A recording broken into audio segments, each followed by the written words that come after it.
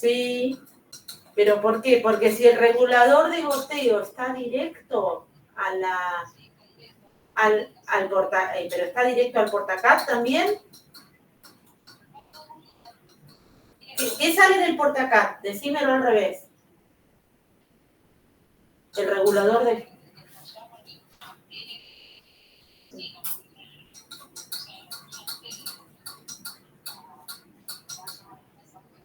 Viene la aguja V, sí. Y después...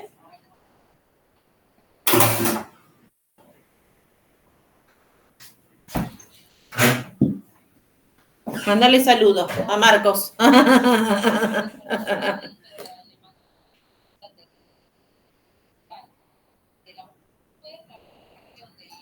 Del regulador. Y eso tiene que tener un chupete. Y no tiene paralelo limpio, nada. Bueno, entonces lo que tenés que hacer es lo siguiente. Tenés dos opciones. O le pinchás la gomita del regulador del goteo, abriéndole el regulador de goteo al máximo para pasarle solución, onda centrón, solución en bolo, o le desconectás con una gasita, no estéril, pero bueno, lo más séptico que pueda, directo del portal. Le das al ¡Uy! Perdón.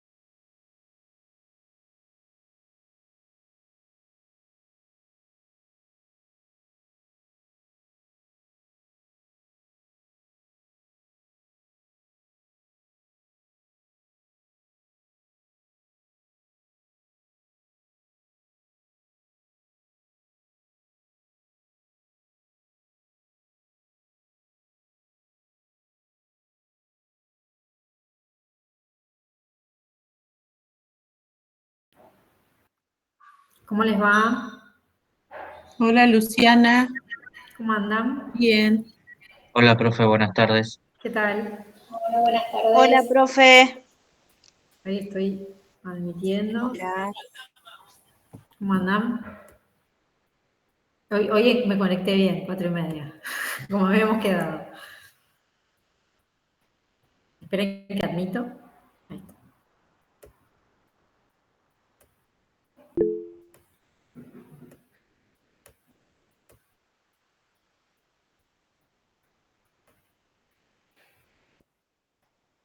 Bien.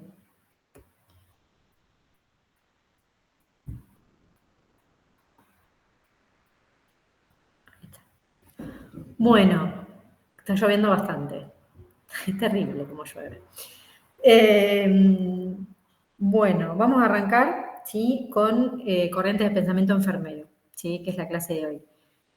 Para el jueves ya tienen habilitada la semana 3. La semana 3.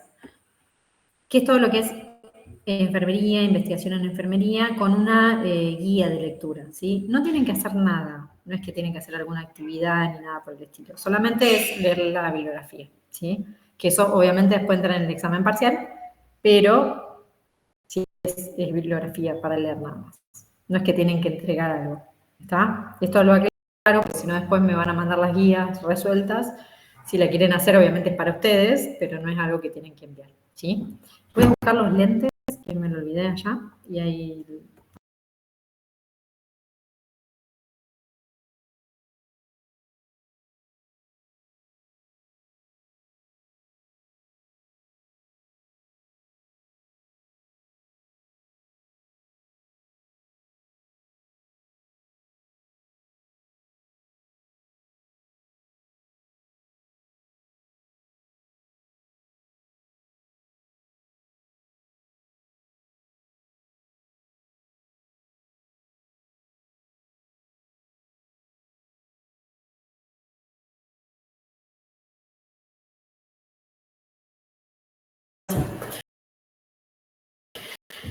Bien, hoy está para estar durmiendo la siesta y no estar escuchándome a mí, pero bueno, es necesario. Bueno, ¿pudieron hacer la actividad de los tipos de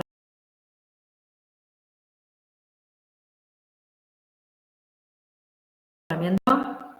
¿No? Sí, yo la pude hacer. ¿Cómo? Sí. Bien, ¿quieren que hagamos la corrección? ¿Se les fue muy difícil?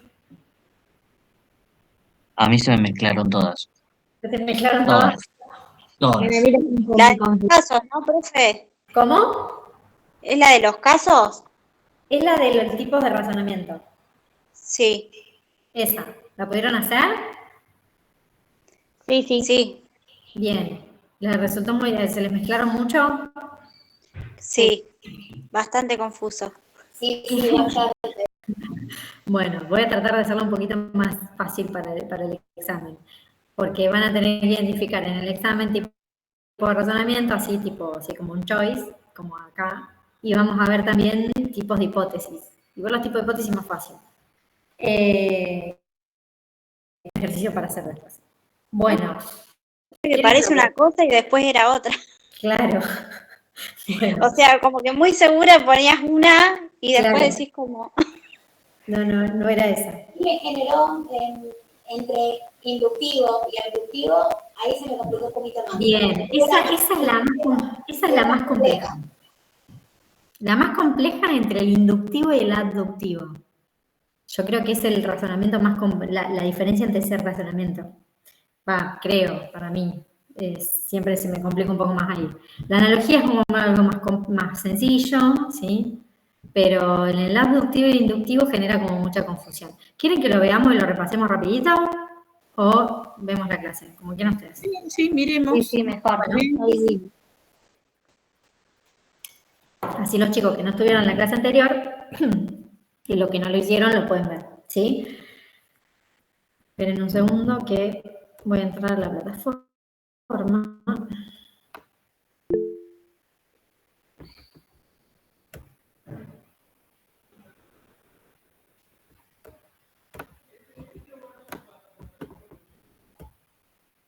Vamos a ver los intentos. Tengo que ir al cuestionario.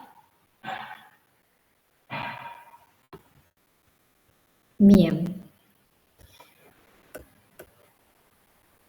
Voy a entrar a uno, no, voy a tratar de no poner el nombre. Ahí está. Ahí está. Esperen que voy a compartir.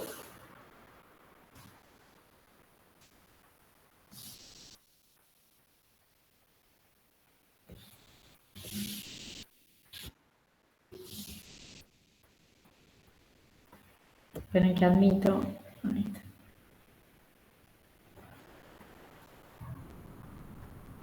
Bien, entonces, para los que no estuvieron la anterior clase, porque tengo algunos alumnos que se incorporaron más tarde, vimos tipos de razonamiento, ¿sí? Que en realidad tipos de razonamiento según la lógica. ¿Está? Entonces, ¿para qué nos sirve esto? Para después nosotros pensar, cuando pensemos el problema de investigación, ver qué tipo de investigación vamos a hacer. Si con un enfoque cuantitativo o con un enfoque cualitativo. Y cómo surge nuestro razonamiento, ¿sí? De ese problema de investigación. ¿Se nos va a servir? Sí, nos va a servir. Entonces, la idea es pensar, ¿sí? Que va a estar en el examen esto, son situaciones que ustedes puedan clasificar qué tipo de razonamiento ¿sí? Está sucediendo. ¿Está? Según el ejemplo. Bien, acá. Vamos por parte, ¿sí? Había un ejemplo, acá. ¿Ahí se ve? Sí, se ve. Bien, dice. María paseando por la calle, qué mal redactado está. Bueno, María paseando por la calle ve su local preferido de indumentaria, el cual presenta una larga fila de gente fuera del local. Su razonamiento es, tiene rebajas, por eso hay largas filas de gente fuera del local.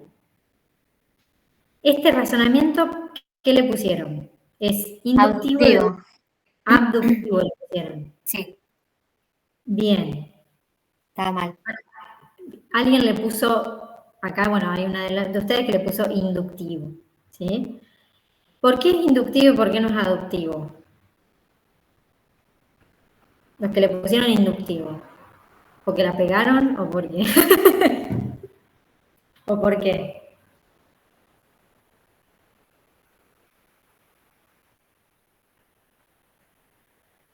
Están a medio borderline ahí.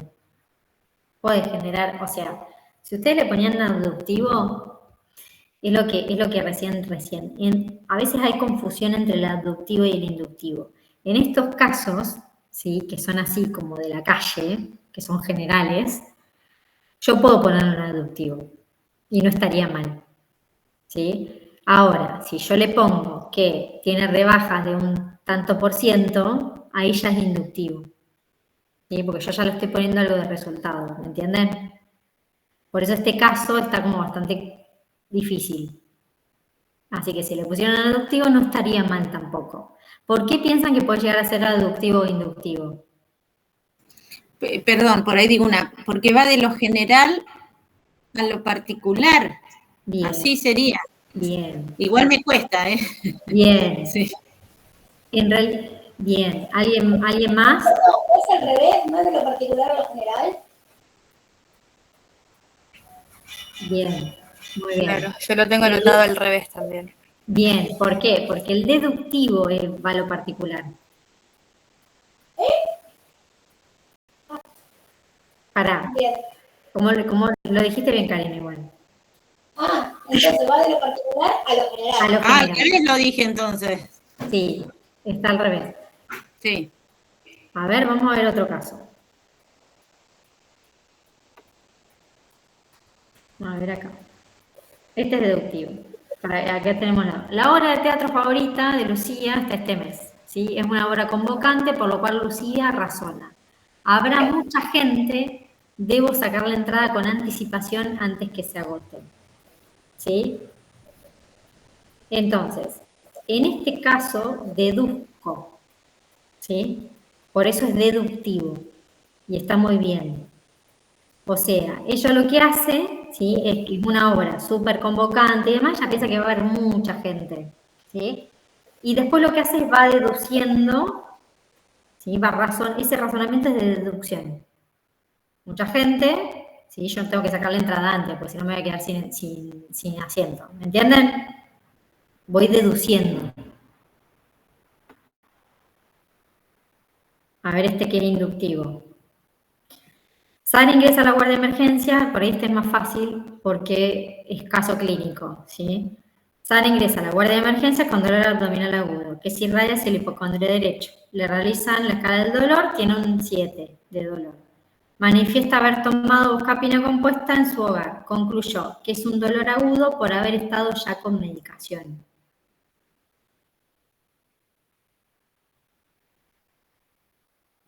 ¿Qué tipo de razonamiento es? Inductivo. ¿Por qué? Porque va de un caso particular a una conclusión en general. Bien, perfecto. A mí este me confundió lo que concluye, digamos, la persona. Claro, yo tengo una consulta. Dice que los diagnósticos médicos generalmente son abductivos. ¿Son cómo? Abductivos los diagnósticos médicos. ¿Por qué sería inductivo? ¿Por qué es inductivo? En realidad porque está generalizando ahí. Ok. Sí, por eso es inductivo, generaliza. Generaliza. Ahora, en realidad el razonamiento, el diagnóstico médico no es general. Cuando ustedes vean un diagnóstico médico, es deductivo, no es inductivo. Bien. Acá porque yo le estoy poniendo que tiene un estado ya con la medicación, ¿sí? Que tiene un dolor agudo y que ya se medicó y está enmascarando el síntoma, qué sé yo. Yo puedo hacer toda una conclusión en general. Seguramente debe tener un apex. Pero digo, lo que voy es, acá yo estoy haciendo un razonamiento inductivo, estoy generalizando. Pero si yo a esto termino que es una apendicectomía, es un razonamiento deductivo. ¿Por qué? Porque de lo general, o sea, del dolor, de cómo se caracterizó el dolor, de todo lo que vi, llego a una cuestión particular que es el diagnóstico de apex. ¿Me entendieron? ¿No?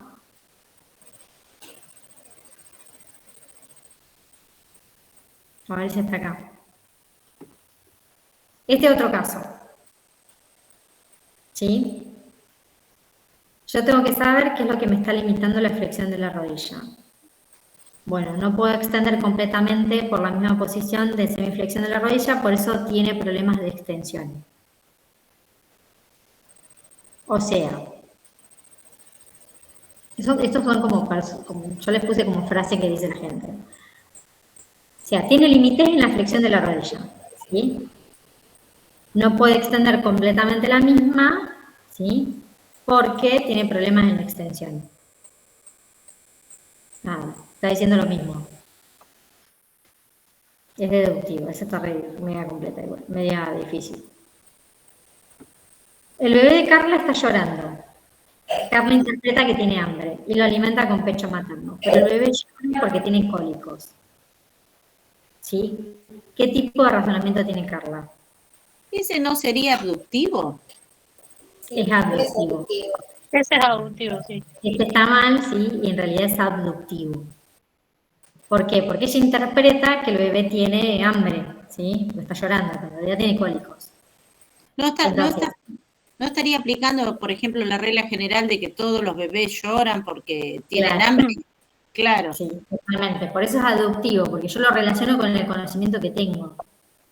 De que todos los bebés cuando lloran tienen hambre, entonces le doy la teta. En realidad no, ¿sí? En este caso tenía cólicos. ¿Sí? Por eso es un razonamiento abductivo. Igual estos casos están medio confusos. Le voy a poner otro más fácil. Ahora me doy cuenta que sí. He registrado un aumento considerable de la delincuencia el último año. Razonamiento. Lo más probable es que el fenómeno esté relacionado con el aumento de impunidad. ¿Sí? O sea, la delincuencia es general. ¿Sí? Y yo lo relaciono con la impunidad.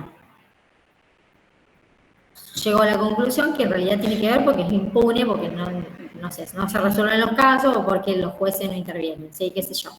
Entonces, o no le dan la impunidad como corresponde. Entonces es impune, ¿sí? Hay impunidad. es un razonamiento deductivo, ¿sí? Concluyo eso al final. No voy a hacerlo general. A ver si está más fácil. Marcos es enfermero del área de cuidados generales de Liga Pergamino. Recepciona a Rosa con diagnóstico de insuficiencia renal crónica, con indicación de internación para tratamiento y mejorar los líquidos. Al momento del ingreso se realiza la valoración, examen físico, entrevista y detecta hipertensión, edemas en miembros inferiores, taquipnea y oliguria. Establece diagnósticos de enfermería identificando los problemas para realizar las intervenciones posteriores. Ejemplo, desequilibrio hídrico relacionado con la alteración de la función renal. ¿Qué tipo de razonamientos realizan la formulación de diagnóstico? ¿Por qué es inductivo y no deductivo?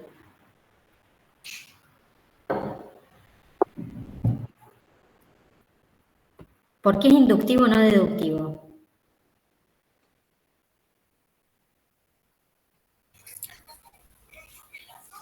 Arrancó, digamos, con una observación específica para poder después hacer como una conclusión. Bien. Por la valoración que hace al ingreso, por la valoración. Bien, muy bien. Ahora, si terminara con un diagnóstico médico, es deductivo, ¿sí? Pero en este caso, ¿sí? Lo que es el razonamiento enfermero, generalmente los diagnósticos de enfermería, la mayoría son inductivos. Si yo hago esa valoración previa, exacta, como estoy haciendo acá, con todos esos signos y síntomas que estoy detectando, y después hago el diagnóstico, ahí sí es un razonamiento inductivo, ¿sí? Ahora, si yo no veo la valoración anterior, tranquilamente puede ser deductivo. ¿Me entienden?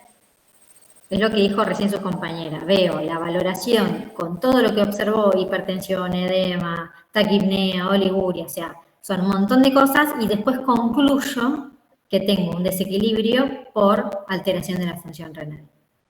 ¿Sí? Este está bien claro. Este me parece que es el más fácil de todo para darse cuenta. Entonces, siempre cuando sea un diagnóstico tipo de enfermería, si yo tengo una valoración, una valoración de enfermería siempre va a ser inductivo, y si hay un diagnóstico médico, es deductivo. Es un diagnóstico deductivo, sí. ¿Por qué? Porque a veces pasa que yo concluyo, o sea, lo que tiene el diagnóstico médico, que no tiene el diagnóstico de enfermería, es que el diagnóstico médico generalmente es más reduccionista. Claro. ¿Sí? Yo reduzco, por ejemplo, esto que vimos recién de que él tenía dolor en hipocondria derecho. Bueno, si yo digo, bueno, el médico dice que tiene una apendicitis, ¿sí? Entonces, ya ahí estoy reduciendo a una patología específica y una apendicitis, para resolver eso, ¿sí? Lógicamente estoy reduciendo. Si yo reduzco, quiere decir que es razonamiento deductivo. Ahora, si yo amplío, concluyo y amplío, ¿sí? Quiere decir que es inductivo.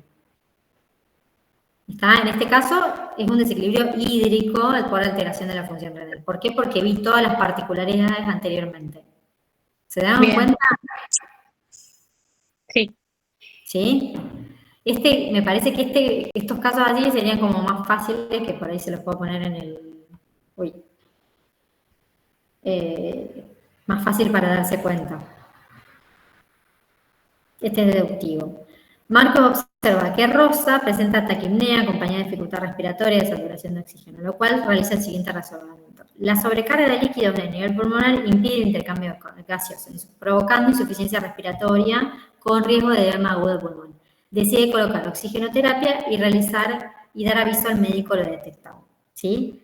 Este tipo de razonamiento es deductivo. ¿Por qué? Porque él lo que está sospechando es que puede llegar a ser un edema agudo de pulmón porque por esa sobrecarga de líquidos, ¿sí? Entonces le pone oxígeno y llama al médico, ¿sí?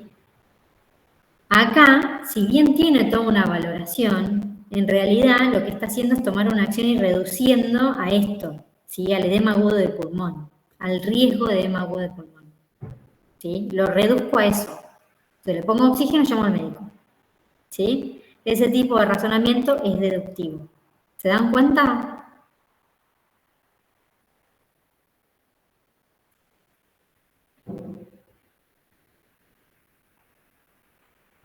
¿No? Claro, sí, ahora que tú lo explicás, sí, se da mejor, sí, claro. Bien. O sea, si él hubiese dicho, hubiese hecho un diagnóstico enfermería, insuficiencia respiratoria relacionado con desequilibrio hidroelectrolítico, bueno, ahí yo tengo que hacer un montón de intervenciones para poder, ¿sí?, mejorar esa insuficiencia respiratoria. Pero si yo solamente hago una sola intervención porque sospecho de que ese paciente hace un edema de pulmón en cualquier momento y le pongo oxígeno y llamo al médico, eso es deductivo. Ahora, si yo hago un razonamiento inductivo, el razonamiento enfermero inductivo es cuando yo hago un diagnóstico de enfermería y tengo un montón de intervenciones para hacer para resolver ese problema. ¿Me entienden? Ahora, cuando yo lo reduzco solamente a una sola intervención que tengo que hacer, ya ahí es un razonamiento deductivo. Por ejemplo, no sé, un paciente llega y tiene signos de deshidratación, ¿sí? Entonces le pongo una vía con un plan de hidratación, porque sospecho que tiene una deshidratación, ¿sí? Eso es un razonamiento deductivo. Llego a la deducción de ponerle una vía. Ahora, si yo hago un diagnóstico de enfermería y digo, no, tiene un desequilibrio hídrico y con un riesgo de deshidratación, ¿sí? O riesgo de deshidratación relacionado con el desequilibrio hídrico, ahí lo que hago es, tengo que hacer un montón de intervenciones para compensar. Entonces, ahí voy a tener en cuenta la función renal, voy a tener en cuenta la valoración de ingresos y egresos, la valoración que le voy a hacer a ese paciente de la piel, de las fauces, si le voy a poner una vía o no le voy a poner una vía, o sea, eso ya es inductivo, ¿sí? Porque es general, ¿me entienden? Yo cuando voy a lo concreto, voy a lo puntual, es un razonamiento deductivo. Ahora, cuando concluyo en algo general, ya ahí es inductivo. ¿Sí? Profe, ¿y puede haber algún ejemplo de enfermería o de salud que sea caso aductivo, razonamiento, o no? Y aductivo, siempre vamos a hablar de inductivo o deductivo. No, puede haber, sí, de abductivo, pero de abductivo acuérdense que no tengo fundamentación teórica. Siempre hay por un ejemplo, resultado. Claro, por ejemplo, no sé, Marcos observa que Rosa tiene dificultad respiratoria, saturación de oxígeno y fíjese que acá por la sobrecarga de líquido se da cuenta que puede hacer un edema agudo. Bueno, en realidad él piensa que Rosa está muy ansiosa. Entonces, por eso debe estar desaturando. ¿Sí? Es un razonamiento abductivo. No estoy teniendo en cuenta los signos y síntomas reales y no lo estoy relacionando con mi conocimiento científico.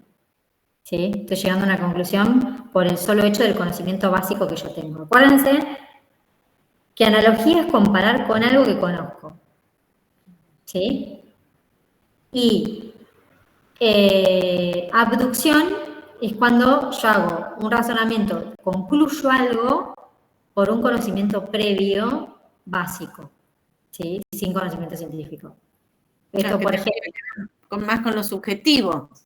Claro, tiene que ver con la subjetividad, ¿sí? Con lo que yo conozco por lo que yo conozco, ¿sí? Por ejemplo, esta chica que el bebé lloraba porque para ella tenía hambre y en realidad tenía cólicos, ¿sí?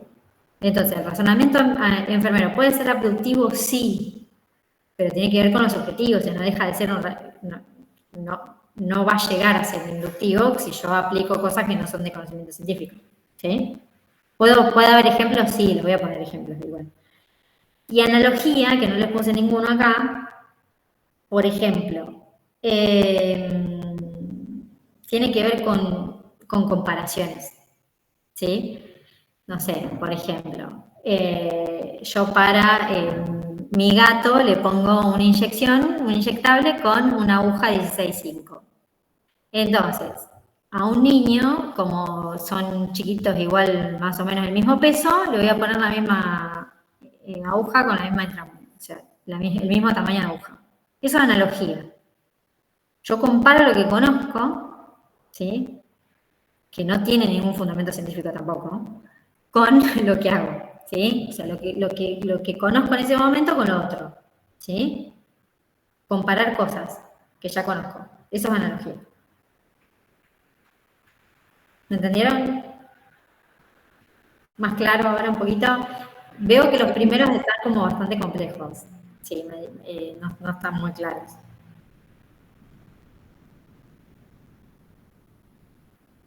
Por ahí les voy a poner así casos para que sea más fácil. ¿Sí? Si quieren les puedo armar otros, como para que practiquen. Y estaría bueno para practicar. Sí, sí. Y les pongo Sí, de sí. que sea... Sí, está muy bueno. Sí, me sumo. Bueno. Bueno, les hago casos, ¿sí? Les voy a hacer tipo casos así, de enfermería o de relacionados a la salud y no les pongo algo particular, porque si no se me van a confundir. Sí, es más fácil así. Bien. Esperen que vamos a compartir la presentación. Bueno, es hasta que se den cuenta de algunas cosas. No es tan complejo, pero es hasta que le tomen la... hasta que le tomen la mano. Ponele, digo. Ponele que sí. Bueno. No, voy a tratar de hacerla más fácil, así pueden... Porque eso es analogía. Cuando uno relaciona con lo que conoce, es mucho más fácil, ¿sí? Entonces, le voy a poner casos relacionados con salud, entonces le va a ser como mucho más fácil identificar ese tipo de razonamiento. De hecho, ahí yo cuando, bueno, me lo dieron en la especialidad, en la maestría en realidad, me daban videitos de Sherlock Holmes, de la serie, donde se veía mucho esta diferencia entre lo que era el razonamiento y cómo evolucionaba ese razonamiento. Pero yo no les voy a complicar la existencia. Así que se lo hago con casos de salud. Bueno, corriente de pensamiento de enfermería. Hasta la clase anterior, sí, vimos todo lo que es tipo de razonamiento, lógica de razonamiento, los diferentes tipos de ciencias y cómo fue surgiendo, ¿sí?, el pensamiento y las diferentes formas de razonar y de pensar a lo largo de los siglos, ¿sí? Vimos desde el positivismo lógico hasta el pospositivismo, ¿sí?, y el empirismo. Y cómo fue cambiando a lo largo de los años, ¿sí? Y lo que se considera hoy como ciencia. Bueno, a medida que ese pensamiento fue cambiando, nosotros también, ¿sí? El pensamiento de enfermería también fue modificándose a lo largo de los años. Entonces, sobre corriente de pensamiento de enfermería, esta clase, ¿sí?, este PowerPoint está armado en base a un artículo que ustedes ya tienen en la plataforma, ¿sí? Entonces, más que nada es, y después tenganlo a esto como una ayuda de lectura, ¿sí?, de ese artículo. Bien. Creo que hay un micrófono abierto. Bien, con respecto al corriente de pensamiento, ¿sí?, hay algunos autores que hablan sobre nuestra disciplina, ¿sí?, nosotros no somos, pero que hablan sobre cómo fue surgiendo nuestra disciplina y demás, y cómo es nuestra forma de reflexión y de pensar. En realidad, bueno, Donaldson y Crowley, en 1978, ¿sí?, hablan de la reflexión, conceptualización e investigación de enfermería, ¿sí?, que en realidad lo habla como una disciplina y ya como una práctica profesional, ¿sí?, ya como una disciplina científica. Y la define como también que la forma de razonar nuestra y de reflexionar nuestra ya tiene que ver más con una guía de práctica, ¿sí? El objetivo nuestro de nuestro razonamiento es definir, ¿sí?, guías prácticas, o sea, definir ciertas intervenciones, ¿sí? Esa sería como nuestra forma de razonamiento en nuestra disciplina, según estos autores. Foucault, ¿sí?, en 1984, examina diferentes escritos de diferentes enfermeras, donde empieza a identificar los famosos conceptos del conocido metaparadigma que ya vimos, ¿sí?, en investigación 1. Los conceptos que identifica Foucault en 1984 son el concepto de salud, entorno, enfermería y cuidado, ¿sí? Esos 4 conceptos están en todas las teóricas, ¿sí?, desde Florence Nightingale hasta las teóricas actuales, ¿sí?, ya sean teoría, modelo, microteoría, filosofía, lo que sea, ¿sí? Están esos 4 conceptos. Bien. O sea que las corrientes de pensamiento van a estar orientadas en esos conceptos. Y a partir del pospositivismo lógico, ¿sí? De Kuhn y Capra en 1982, empiezan a determinar los famosos paradigmas, ¿sí? Los paradigmas son para lo que se considera como ciencia normal según Kuhn, eso no importa que lo sepan, pero sí está bueno para saber cómo surgen estos paradigmas. Según ellos, un paradigma era una corriente de pensamiento o algo, una verdad, supuesta verdad, ¿sí? Que estaba aceptada por la comunidad científica, ¿sí? Y eso se consideraba como ciencia normal. Luego, ¿sí? Podía encontrarse y suceder lo que es la revolución de las ciencias, ¿sí? Que para Kuhn lo manifiesta así, la revolución de las ciencias. ¿Qué quiere decir esto? Que un paradigma es reemplazado por otro paradigma, ¿sí? Es como una teoría reemplazada por otra teoría, ¿sí? ¿Por qué sucede esto? ¿Por qué? Porque se sigue investigando, se sigue actualizando, van cambiando los contextos sociohistóricos. Entonces, cada paradigma, ¿sí? Va a tener una influencia diferente, pero también va a tener una contextualización diferente, ¿sí?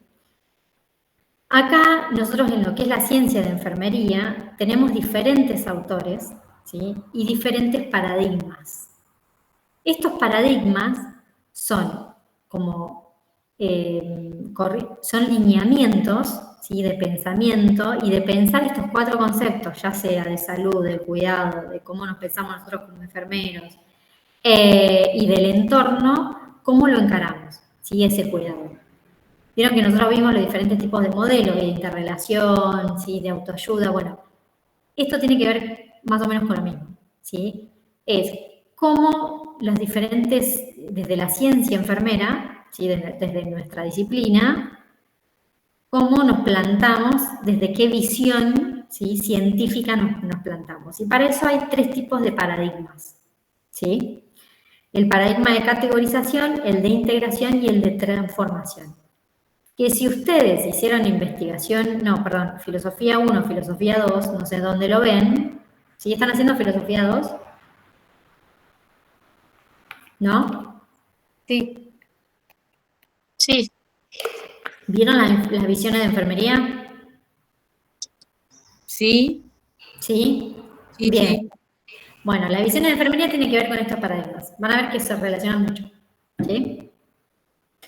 ¿Por qué? Porque en realidad en filosofía, la filosofía es como el amor al saber, ¿sí? Y tiene que ver con la parte anterior a, o sea, nosotros preguntamos el qué en filosofía y en el otro, en investigación, preguntamos cómo lo hacemos, ¿sí? En investigación siempre buscamos el porqué de las cosas y cómo lo hacemos para poder resolverlo, ¿sí? Filosofía ya es como algo más del ser, ya es, uno filosofa mucho y trata siempre de buscar el porqué de las cosas y demás, y a veces no tiene respuesta, ¿sí? En investigación no. Pero, ¿sí? Las visiones de enfermería y los paradigmas van como de la mano, ¿sí? Es de donde surge ese razonamiento científico enfermero, ¿sí? Y de dónde nos paramos nosotros para brindar ese cuidado. La diferencia que tenemos es que en los paradigmas ya están determinados estos 4 conceptos del metaparadigma, ¿sí? Persona, entorno, ¿sí? Enfermero y cuidado, ¿sí? Y va a depender también del contexto histórico en el cual se desarrollaron estos paradigmas, ¿tá? Entonces, estos 3 paradigmas, en realidad son divididos para ver cómo fueron surgiendo y nosotros cómo lo vamos aplicando. Obviamente que hoy en día nosotros lo que más aplicamos es el de transformación, ¿sí? Como paradigma, porque es el último, pero ¿sí? Los otros paradigmas se siguen aplicando, ¿sí? No es que no se apliquen. Bien, y vamos a ver de dónde surge. Bien, el paradigma de categorización habla de divisiones categóricas, de grupos, ¿sí? Y está orientado en 2 orientaciones, ¿sí? O sea, el pensamiento y la línea de investigación, ¿sí? Del paradigma de categorización se basa, ¿sí? En la causa de la responsabilidad de la enfermedad, o sea, busca la causa de la enfermedad, ¿sí? Ese es el paradigma de categorización. es como una mirada muy biologicista, totalmente biologicista, ¿sí? Donde se para del lado de la persona y de la enfermedad, ¿sí? Como algo que hay que resolver. Por eso, este paradigma de categorización se para, ¿sí? En todo lo que es, obviamente, la enfermedad y la práctica médica, ¿sí? Y todas las intervenciones que tenemos que hacer, bien biologicista, y en la salud pública. Entonces, ¿por qué? Porque busca la causa, ¿sí? Por eso este paradigma de categorización, la madre de este paradigma es Florence Nightingale, ¿sí? Que ya empieza a hacer a través de su modelo todo lo que es la parte de saneamiento y demás, ¿sí?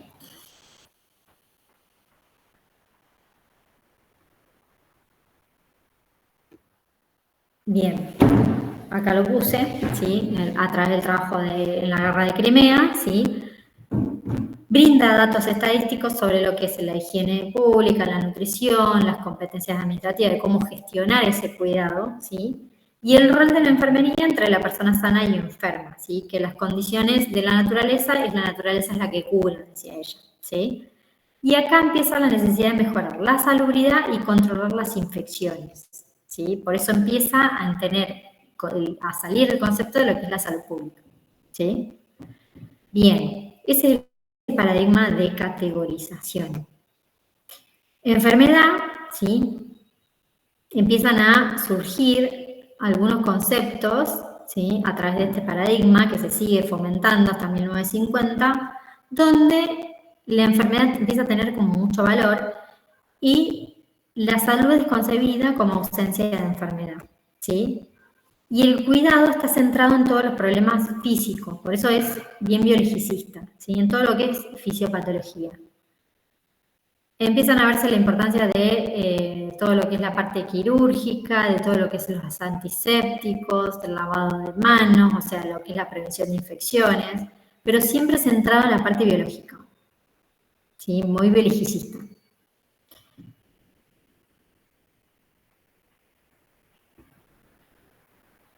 Bien. ¿Qué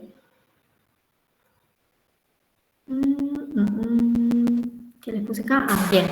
Acá, sí, lo que ven a la salud como algo positivo, la enfermedad como algo negativo, y el entorno no lo relacionan con la persona, ¿sí? O sea, no tienen en cuenta el contexto, que también el contexto puede enfermar.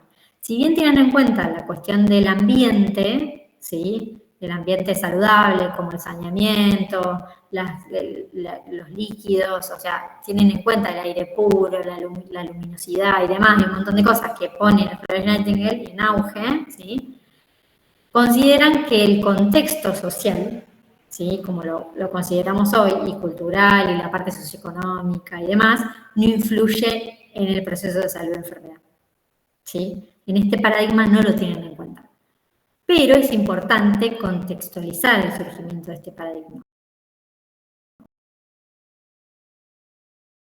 Ustedes de guerra. Entonces, en ese momento era necesario, sí, era necesario empezar a ver el saneamiento, era necesario empezar a ver a la salud como algo, una responsabilidad pública también, empezar a ver todo lo que era la parte de técnicas quirúrgicas, de basarse en la antisepsia, la limpieza de heridas, en el lavado de manos, o sea, empezar a ver cuáles podían llegar a ser las complicaciones que yo podía hacer sobre ese paciente, ¿sí? Hoy en día lo seguimos haciendo, ¿sí? Es un paradigma que seguimos sosteniendo, ¿sí? Más que nada todo lo que es enfermedad y control de infecciones, pero hay algo que no tenemos en cuenta, que es en la atención directa, ¿sí? De ese paciente no tenemos en cuenta el contexto, ¿sí? No tenemos esa mirada súper biologicista, excepto que seamos una enfermera de quirófano, ¿sí? Si somos una enfermera de quirófano, generalmente vamos a tener un paradigma de categorización, ¿sí? ¿Por qué? Porque generalmente el contexto ahí ya no lo tenemos. Lo que tenemos que tener en cuenta ahí y es centrarnos en el cuidado de ese paciente de que no se infecte, ¿sí? Entonces ahí va a ser un paradigma de categorización. Por eso digo, ¿seguimos utilizándolo? Sí. ¿Sí? Pero bueno, por eso es importante ver en qué contexto fueron surgiendo las diferentes teorías y modelos y a partir de qué paradigma, ¿sí? De qué visión. O sea, cuando hablamos de paradigma hablamos de visiones de investigación, de visiones de enfoque, ¿sí? Por eso tiene mucha relación con las visiones que vieron en filosofía. Bien, el paradigma de integración acá ya empieza a tener en cuenta el contexto, ¿sí? Fíjense que sucede entre 1950 y 1975, ¿sí? Después de la Segunda Guerra Mundial. Entonces, después de la Segunda Guerra Mundial, ¿sí? Surge este paradigma de integración. ¿Qué quiere decir paradigma de integración? Son esa visión de investigación de enfermería y de ese cuidado, ¿sí? A través de darse cuenta de las necesidades humanas, ¿sí? Se basa mucho en la teoría de Maslow, ¿sí? En la pirámide que vieron en el primer año, seguramente. La pirámide de Maslow y de Kalish, con las necesidades del ser humano, ¿sí? Y ahí empieza a tener en cuenta el contexto, ¿sí? La autorrealización y demás. Y empieza a verse la necesidad de generar programas sociales. Y empieza a tener en cuenta todo lo que es la parte de la dimensión física, psíquica y sociocultural, ¿sí? O sea, no solamente verlo como una parte biologicista, ¿sí? Del cuerpo, del físico y de la fisiología, sino también tener en cuenta cómo la parte psicológica y la parte social, sociocultural, sí pueden influir en ese proceso de salud o enfermedad. ¿Está? ¿Me siguen hasta acá? Sí. Sí. Bien. Entonces, ¿sí?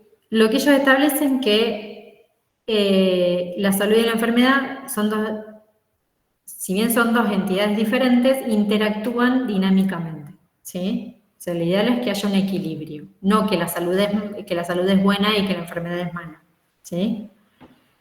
Acá ya habla más de equilibrio, ¿sí? Y acá entra en cuenta todo lo que es el entorno y el contexto, ¿sí? Que a veces puede haber estímulos, ya sea sociales, económicos y demás, y que la persona se tiene que adaptar a esos estímulos, y en ese proceso de adaptación puede recaer en una enfermedad, ¿sí?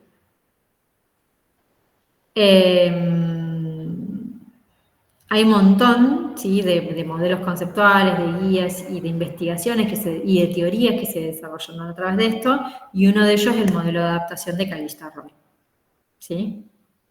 Ese es el primordial que surge a partir de este paradigma, ¿sí? De esta visión de investigación.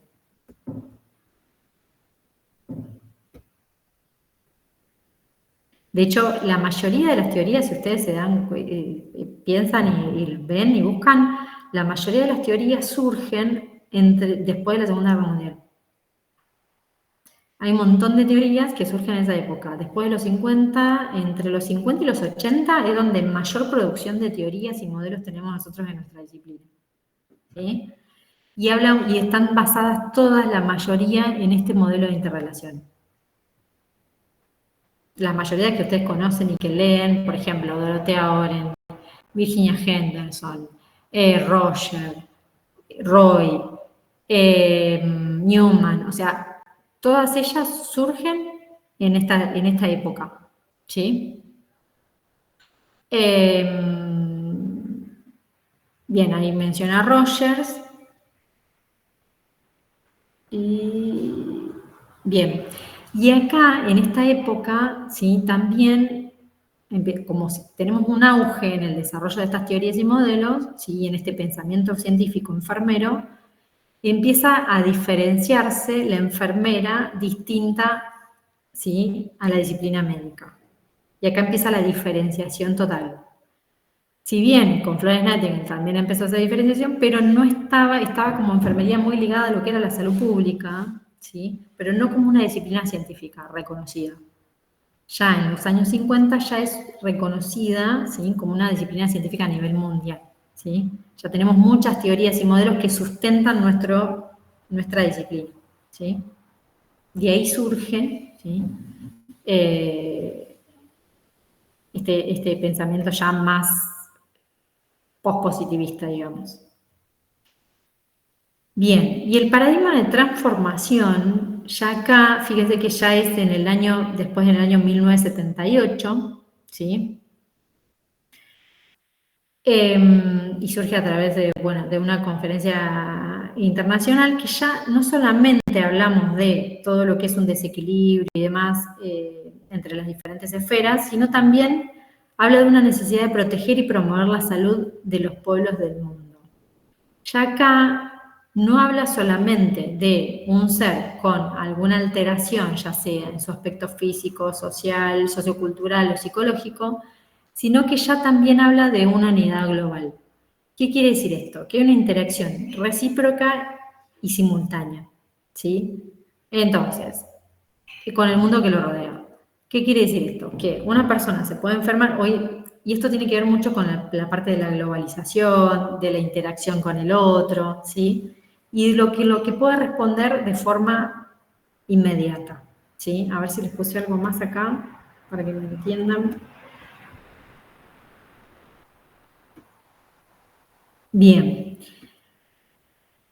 Este paradigma, ¿sí? Y esta visión de transformación habla del ser humano y su entorno que integran, ¿sí? A su vez, lo podemos ver como un individuo dentro de la familia y dentro de una comunidad social, ¿sí?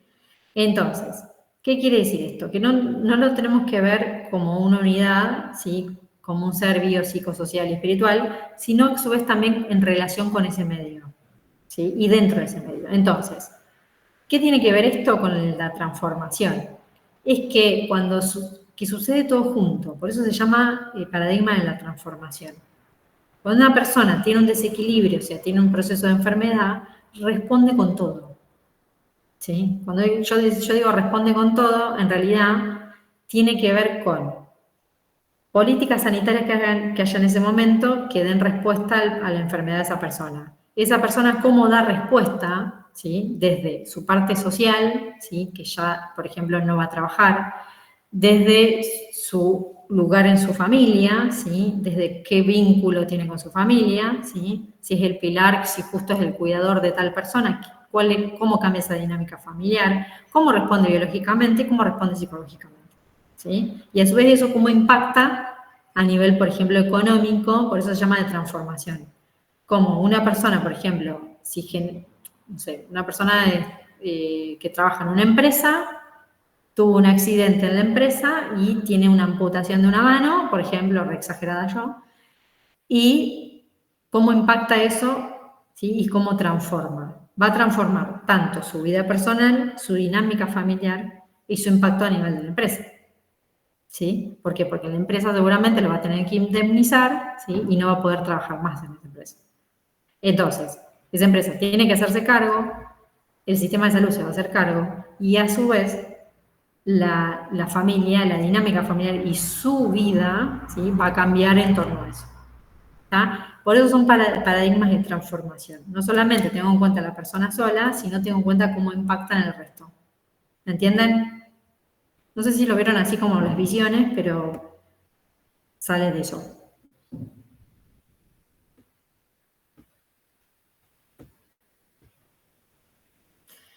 Y acá, ¿sí? En la década del 70 es donde surgen las teóricas que empiezan a tener en cuenta estos valores, creencias, culturas, mayor preocupación por la cuestión del ser, lo filosófico, ¿sí? Y el cuidado humanístico. Acá empieza a surgir lo que es el concepto de cuidado humanístico. Cuando nosotros hablamos de cuidado humanístico, la líder de este cuidado humanístico es Watson. No sé si lo escucharon nombrar a Watson. ¿No? Sí. Bien. Seguramente se lo ha mencionado Cris en filosofía, pero bueno, Watson habla mucho de lo que es el cuidado transpersonal, ¿sí? Y el cuidado humanístico. Tiene que ver con los niveles, no sé si vieron los niveles o lo vieron como una esfera, pero creo que está como los niveles, que tiene que ver con cómo afecta también el cuidado, o sea, cuál es el rol de enfermería en el cuidado, ¿sí? En brindar ese cuidado de forma humanística, y cómo impacta el cuidado en ese enfermero, ¿sí? Por eso se llama transpersonal. Lo que establece Watson es que ese cuidado que uno brinda también lo transforma, ¿sí? O sea, ¿qué quiere decir? Que yo brindo un cuidado a una persona y esa persona a su vez también me va a transformar a mí. No es que yo no voy a sentir nada o que no me va a generar nada brindar un cuidado. ¿Sí? Eso también me va a generar a mí, me va a generar satisfacción o me va a generar rechazo. ¿Sí? A veces puede pasar que yo, si el paciente me está maltratando, ¿sí? Que puede pasar, de hecho pasa bastante seguido de lo que uno más quiere, eso me va a generar rechazo. ¿Sí? Entonces, de nuevo, cuando vuelva a atenderse en la guardia, por ejemplo, yo lo atendí hoy en la guardia, y en la guardia me maltrató, ¿sí? Me quiso pegar y demás. La próxima vez que lo vuelva a atender en la guardia, seguramente me va a generar rechazo. ¿Sí? Entonces, a eso se refiere con cuidado transpersonal. Es que ese cuidado que yo estoy brindando también me genera una reciprocidad, ¿sí? Una transformación. Por eso hablamos del paradigma de transformación, ¿sí? O de la visión transformadora. ¿Está? Obviamente que uno no tiene que llegar a eso, el cuidado humanístico tiene que ver con esa transformación de mejorarme a mí como profesional, ¿sí? Y ser más empático y tener esa capacidad de empatía. Y acá también surge la teoría de Leninger, donde Leninger habla de lo que es la parte de la etnoenfermería, ¿sí? O enfermería cultural, que es parte de la etnografía. ¿Sí? Ella considera que la cultura y las subculturas son necesarias y que el enfermero son necesarias de conocer por el profesional de enfermería, para poder abordarlo de forma holística, ¿sí? Y que ese cuidado sea humanizado. O sea, si yo no conozco la cultura de tal persona, a veces puede pasar que genere un rechazo, como ha pasado en muchas comunidades, ¿sí? Que por no aceptar, por ejemplo, la forma de parir, directamente lo tenían en su casa, ¿sí? Y aumentaba la mortalidad infantil, ¿sí? Entonces, la mortalidad materna. Entonces, ¿cómo incluir, ¿sí? Y cómo aceptar esa cultura, ¿tá? Conocerla más que nada y aceptarla. Bien, ¿hasta acá entendieron lo que es los tipos de paradigmas? ¿De dónde surgen? ¿Sí? Vieron que es muy parecido a las visiones. Sí, profe. Bien. Entonces, desde ahí surge lo que es la investigación en enfermería, ¿sí? Desde esas visiones que nosotros tenemos de investigación, ¿sí? Esas líneas de investigación. Sobre esas líneas de investigación nosotros vamos a generar investigaciones propias disciplinares. ¿Para qué? Para aumentar nuestro conocimiento científico, ¿sí? Bien. Entonces, ¿por qué es importante hacer investigación? En realidad nos va a ampliar nuestro conocimiento y eso es mejorar nuestra calidad de intervención y de atención y nuestra calidad en la disciplina, ¿sí? Nuestra calidad en brindar esos cuidados.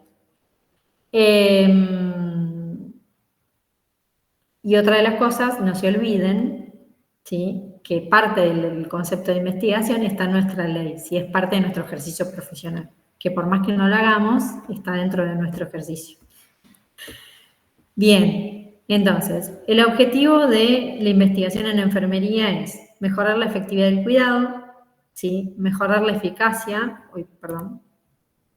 mejorar la seguridad en las intervenciones y construir evidencia científica para sustentar lo que estamos haciendo, ¿sí? Nosotros tenemos lamentablemente una historia muy empírica, ¿sí? De nuestro ejercicio profesional, donde el cuidado era relegado a la mujer, ya lo saben a esto históricamente, a las diaconisas en su momento, ¿sí? Entonces, no teníamos una evidencia científica de por qué lo hacíamos. Y lamentablemente también tenemos mucho empírico, ¿sí? Ahora ya no, por suerte, pero en su momento, ¿sí?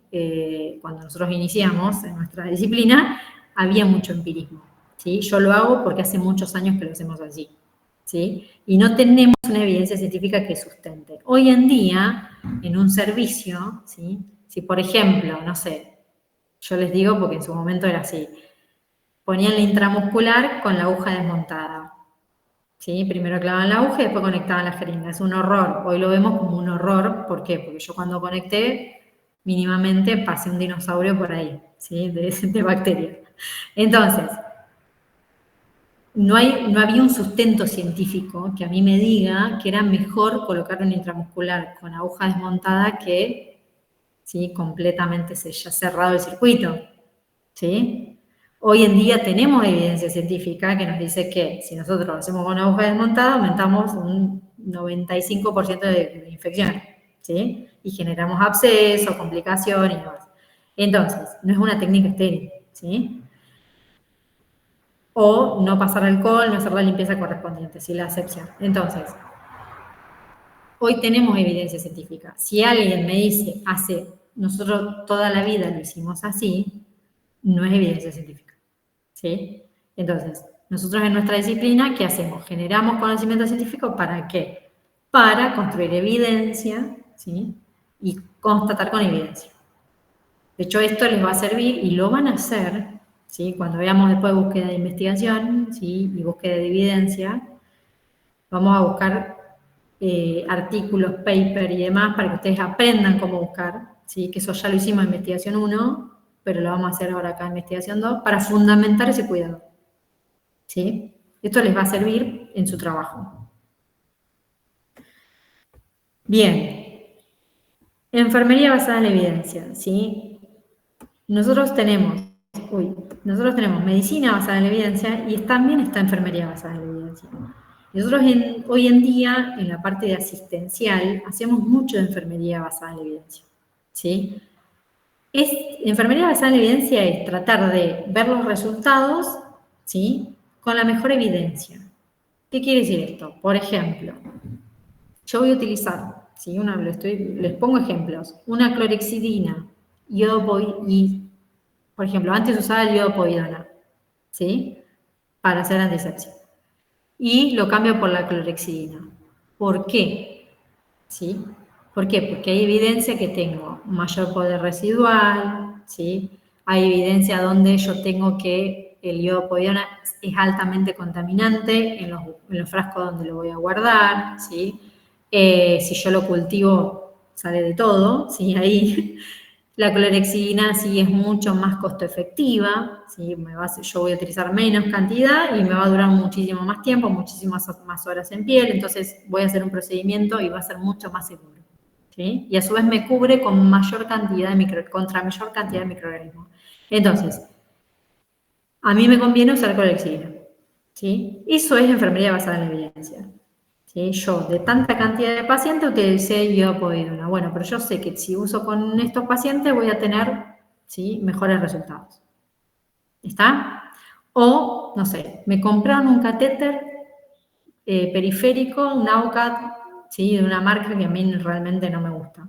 ¿Por qué? Porque lo voy a utilizar y tengo que pinchar 3 veces al paciente, se me rompe, se me despunta. Vieron que vienen de diferentes calidades.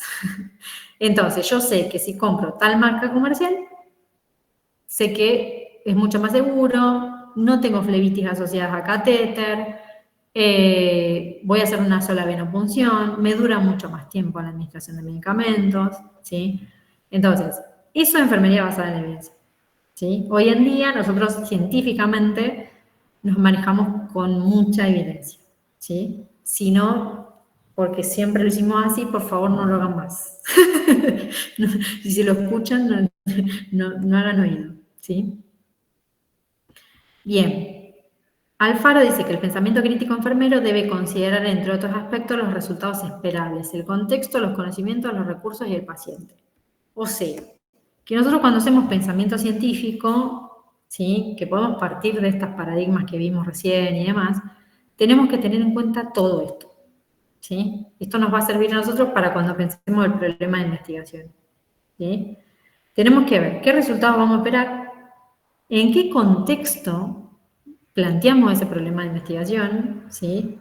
O esa investigación que queremos hacer, cuáles son los conocimientos que hay sobre esa investigación, con qué recursos disponemos y en el caso de los pacientes que esté relacionado con pacientes o no, ¿sí? ¿Qué mejoría le voy a producir a ese paciente? ¿Sí? Entonces, el pensamiento crítico de enfermería como disciplina piensa todo esto. Es un montón, si ustedes se ponen a ver. No es lo mismo que otras disciplinas, ¿sí? Hay otras disciplinas que solamente se basan en los recursos, hay otras disciplinas que solamente se basan en el contexto, hay otras solamente que se basan en los resultados, ¿sí? Por ejemplo, la genética va a ser solamente basarse en los resultados y, ¿sí?, en los resultados que va a obtener y pues basarse en los recursos, ¿sí? Pero no va a ver el contexto porque no le importa, ¿sí? Le importa la cuestión de mejorar esa genética, ¿sí? Esa cuestión genética. Pero en realidad nosotros tenemos en cuenta todo, ¿sí? Por eso es una disciplina bastante amplia en el sentido de cuando uno piensa un problema de investigación, puede tener desde un razonamiento inductivo hasta un deductivo, ¿sí? ¿Por qué? Porque podemos abarcar varias cosas. Si nosotros tenemos en cuenta que basamos siempre 4 conceptos, desde el cuidado, el rol de enfermería, o sea, nosotros siempre lo que pensemos va a estar basado en 4 conceptos del metaparadigma. ¿Sí? ¿Entendieron?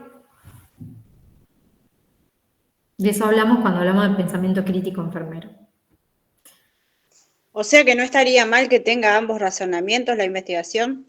Claro, no estaría mal. Eso sería un enfoque mixto. Y la Genial. mayoría de las tesis de sus colegas que están en el repositorio, lo pueden ver, de sus compañeros, o sea que ya ahora son colegas, la mayoría tienen un razonamiento mixto. ¿Sí? ¿Por qué? Porque toman diferentes aspectos. No solamente la parte biologicista, no solamente, sino la parte emocional, la parte psicológica, a veces algunos la parte social, otros la parte cultural. ¿Sí? Buenísimo, profe. Bien, con respecto a las áreas de campo de investigación en enfermería, esto lo vimos en investigación 1, ¿sí? Pero bueno, lo volvemos a repasar. Acá tenemos las diferentes áreas de investigación, ¿sí? ¿Dónde enfermería puede investigar? ¿Sí? ¿Dónde se desarrolla como investigador? Y acá tenemos un montón de cosas, ¿sí? Podemos nosotros coordinar proyectos de investigación, ¿sí?, interdisciplinares. ¿Qué quiere decir eso? Que nosotros lideremos el proyecto, ¿sí? Puede ser un proyecto de investigación sobre, no sé, ver la cultura, no sé, X en el cuidado, en el proceso de salud y enfermedad, ¿sí? Y nosotros coordinar ese proyecto. Y dentro de ese proyecto puede haber antropólogos, sociólogos, ¿sí?, psicólogos, puede haber médicos, ¿sí? Pero nosotros liderar y coordinar el proyecto. ¿Por qué? Porque tenemos una visión mucho más amplia, ¿sí? Y van a ver que en muchas investigaciones, cuando hagamos búsqueda bibliográfica, van a ver que muchas investigaciones están lideradas por enfermería, ¿sí? Y las conforman en el equipo otras disciplinas, ¿sí? Después, la parte epidemiológica, ¿sí?, de metodología de la investigación, también podemos formar parte y investigar, ¿sí? De hecho, no sé si la conocen, Anelia Yanjur, ella fue Beba, la famosa Beba, ella era epidemióloga, ¿sí? Fue epidemióloga en región sanitaria y ella investigó y formó parte de la investigación del virus Junín o fiebre hemorrágica, ¿sí?, argentina. Entonces, ella formó parte de la investigación cuando fue el boom acá de la fiebre hemorrágica, ¿sí?, del famoso virus Junín. De hecho, está en la publicación. Entonces, lo que voy es, nosotros podemos formar parte, ¿sí?, podemos hacer la especialidad de epidemiología también, o podemos estar en la parte de la metodología de investigación, ¿sí? Yo, por ejemplo, estoy terminando mi tesis de metodología de investigación, ¿sí? Investigación clínica, ¿sí? Acá podemos formar parte, que ahora lo voy a pasar, pero podemos formar parte, por ejemplo, de protocolos de aplicación de nuevos medicamentos. Por ejemplo, no sé, tengo pacientes diabéticos en un consultorio y el diabetólogo les va a indicar tal medicación, ¿sí? Tengo el grupo control y el grupo caso, ¿sí? A uno le doy la medicación y a otro no le doy la medicación, ¿sí? Entonces, para ver si hace efecto o no. ¿Quién le hace ese seguimiento? ¿Lo puede hacer una enfermería? Sí. ¿Sí? Eso es investigación clínica.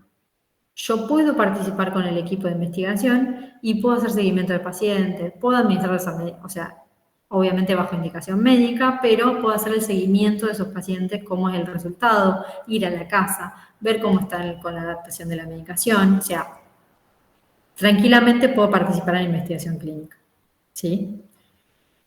Investigación en gestión de calidad, acá hacemos mucho y hoy en día está muy en auge lo que es la seguridad de paciente, ¿sí? De hecho, hoy en día estamos pensando en, ¿sí?, el cuidado centrado en el paciente y el cuidado centrado en la seguridad del paciente, ¿sí? Entonces, hay mucho, ¿sí?, rol de enfermero, hay mucho enfermero de calidad. Sí, de hecho, hoy estoy ocupando yo también un cargo de calidad en el hospital. Entonces, el enfermero de calidad, ¿sí?, que hace gestión de calidad, hace medición todo el tiempo de diferentes indicadores que permiten mejorar la calidad de atención, ya sea en laboratorio, en hemoterapia, en el área clínica, ¿sí?, en el área médica, de enfermería, o sea, no tiene que ser disciplinar, ¿sí? Tranquilamente puede hacer gestión de calidad y control de calidad a nivel institucional, ¿sí?, en cualquier área. Docencia e investigación, ¿sí? Docencia en investigación, o sea, hacer docencia para hacer lo que estoy haciendo ahora con ustedes, ¿sí? Y registros con fines de investigación. Con respecto a los registros con fines de investigación, ¿sí?, que creo que lo puse acá. Ay, esperen un segundo, eso no fue. Acá. Acá, generalmente, los registros, ¿sí?, es lo que utilizamos para mejorar la calidad de atención en algunas cuestiones de investigación teórica, ¿sí? Por ejemplo, me puede llegar a servir para ver los registros que se realizan, no sé, en algún CAPS, de cómo se realizó cómo se realiza el cuidado en tal servicio, ¿sí? O no solamente con la calidad de los registros de enfermería, ¿sí? A eso me refiero, registros con fines de investigación. O sea, identificar a través de registros de historias clínicas, de registros de instituciones, de lo que yo tenga, ¿sí?, escrito, identificar cuál puede ser la causa para poder mejorar o cuál es la causa del problema, ¿sí?, para poder mejorar la calidad de atención. A eso se refiere con registro con fines de investigación, ¿sí? Es parecido a la parte de gestión de calidad, pero nada más que esto es una investigación teórica. Yo no voy y mido un indicador y te observo si te lavaste las manos o no. Sino lo que hago es agarrar de los registros esa calidad de atención. ¿Sí? Por ejemplo, no sé, en tal institución sí se aplicó el protocolo de identificación de pacientes y de riesgo de caídas. Bueno, ver si hay registros, ¿sí?, de esos dos protocolos. O, por ejemplo, si se le hizo la entrevista o se le hizo un examen físico exhaustivo a tal cantidad de pacientes que fueron internados o ingresados a la unidad de cuidado intensivo, ¿sí? O cómo fue ese registro, ¿sí?, esa evolución de historia clínica. Se hace mucho con auditorías médicas, esto también, registro con fines de investigación. Bien, vieron que es muy amplio, ¿sí? Sí, profe. Es muy amplio el campo de investigación. ¿Sí? Sí. Y acá tenemos, bueno, tipos de estudio de investigación clínica cuantitativa. Estos son tipos de estudio cuantitativos, ¿sí?, clínicos. ¿Vieron la investigación clínica que vimos recién acá? Bueno, la investigación clínica se puede subdividir a su vez en estudios descriptivos, de prevalencia, de causalidad, de pruebas diagnósticas, de pronóstico, ¿sí?, costo-efectividad, esto que les decía, le doy uno de medicamento y otro no, y mido en un tiempo, ¿sí? Esta es la clasificación de investigación clínica. Y acá, esto es un tipo de estudio y diseño según la pregunta de investigación. Que esto lo vamos a ver más adelante, no quiero que tampoco se confundan mucho, ¿sí? Porque tiene que ver con la pregunta, cómo elaboro esa pregunta de investigación y me va a permitir determinar a mí qué tipo de estudio va a ser, ¿sí? y qué enfoque voy a tener. Pero bueno, eso lo vamos a ver cuando armemos la pregunta de investigación. Este cuadrito les va a servir. Bueno, gestión de calidad ya lo vimos, y registros y coordinación ya lo vimos. Bien. Bueno, esto que les puse acá a trabajar y ver lo de las características no es necesario hacerlo, así que no se preocupen, ¿sí? Pueden usarlo como guía de lectura y guía de trabajo. Bien, ¿alguna pregunta acá de todo lo... Uy, se me fue. De las corrientes, de los paradigmas y de los tipos de investigación en enfermería, de las áreas, digamos. ¿No? No, profe. Bien. Bueno, como les decía, hacer investigación en enfermería, nosotros podemos desarrollarnos en varias áreas, ¿sí? Por eso, disciplinarmente está bueno, si a alguien le interesa el día de mañana hacer investigación, no es solamente hacer, nosotros hacemos el trabajo final, ustedes lo van a hacer, el trabajo final de tesis, digamos, pero el día de mañana que ustedes se desarrollen como enfermeros y demás, van a ocupar cargos, ¿sí? Cuando ustedes terminan la licenciatura y demás, seguramente que van a ocupar cargos o de gestión, o pueden llamarlos para calidad, o enfermería en control de infecciones, y van a terminar haciendo... Uy, se me fue la conexión.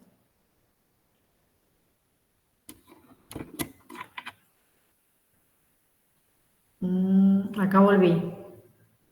Se me cortó. Acá volví. Igual. Ah, bien. Pensé que Yo me al había menos ido. te escuché. No, no. Bien. Apareció como si hubieras abandonado, pero te seguimos escuchando igual. Ah, está bien. Estaba en el más allá. Bueno, les decía que en realidad ustedes después que terminan la licenciatura y demás, o también ahora trabajando, pero los pueden llegar a convocar para formar parte de equipos, por ejemplo, de calidad, de seguridad del paciente, o alguna investigación que estén realizando en alguna institución, ¿sí? Entonces, o con alguna droguería y demás. Esto está bueno si ustedes pueden participar, ¿por qué? Porque en realidad es hacer investigación, ¿sí? Mejorar la calidad de atención desde su parte, ¿sí? Y dar la visión de enfermería está bueno porque uno tiene una visión como mucho más integral y van a ver que cuando integran equipos interdisciplinarios, el resto de las disciplinas tienen una visión mucho más, como muy más objetiva, ¿sí? Y mucho más como deductiva, decíamos, el razonamiento, mucho más puntual, ¿sí? Nosotros tenemos como una visión un poco más amplia. Entonces, el aporte de enfermería en estos equipos realmente es muy valorable, ¿sí? Y generalmente después terminan liderando los proyectos. Entonces, está bueno, ¿sí? Y para que sepan que existe toda esta área, ¿sí? Y que uno se puede desarrollar en un montón de lugares. No solamente hacer asistencial, ¿sí? El día de mañana, tranquilamente pueden integrar equipos, ¿sí? De hecho, la mayoría de lo que es calidad, los comités de calidad, la mayoría hay enfermerías trabajando, ¿sí? En los comités de calidad. Y en control de infecciones igual, lo mismo, ¿sí? Siempre hay enfermeros integrando los equipos. ¿Por qué? Porque en realidad nosotros tenemos esa visión más integral y terminan haciendo investigación, porque miden indicadores, sacan tasas, ¿sí? Informan en los servicios, y eso mejora la calidad de atención. Y eso va a ser investigación, ¿sí? Por ahí no publican, pero va a ser investigación. Bueno, les dejo para que lean para el jueves, o sea, leen tranquilos igual. Está habilitada la semana 3. Y nos vemos el lunes próximo. ¿Sí? Bueno, profe. Ya el lunes próximo vamos a ver lo que es diseño y enfoque, ¿sí? De investigación. Y bueno, y les voy a armar algunos casos más sencillos, no tan difíciles, de tipo de razonamiento. Bueno. ¿Sí? Estaría bueno, sí, sí. Para que practiquen un poco más y no se me sienta tan mal. Bueno, nos vemos. Chao, Luciana. Chao, profe. Chao, Adiós. chao. Chao.